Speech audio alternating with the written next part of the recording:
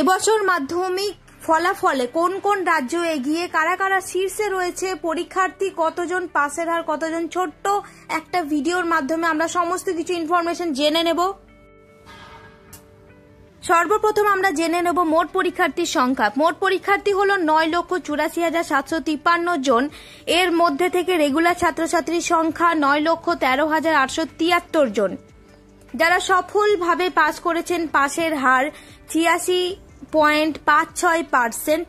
আর পাসের হার হিসেবে যে কটি রাজ্য টপে আছে তার মধ্যে থেকে প্রথম 4টি রাজ্য হলো পূর্ব মেদিনীপুর, কালিম্পং, কলকাতা, পশ্চিম মেদিনীপুর। আর প্রথম 10 র্যাঙ্কে যারা রয়েছে তাদের সংখ্যা হলো 66।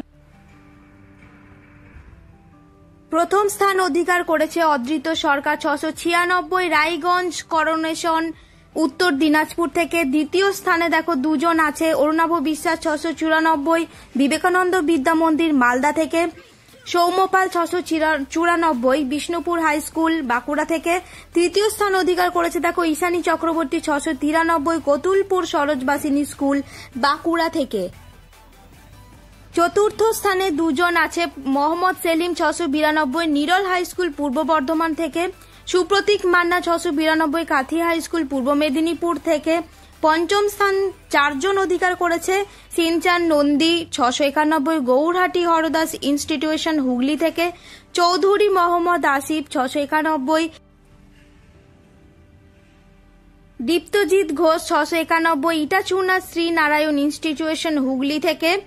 সৌমিত্র করম 691, নরেন্দ্রপুর রামকৃষ্ণ বিদ্যালয় দক্ষিণ 24 পরগনা থেকে।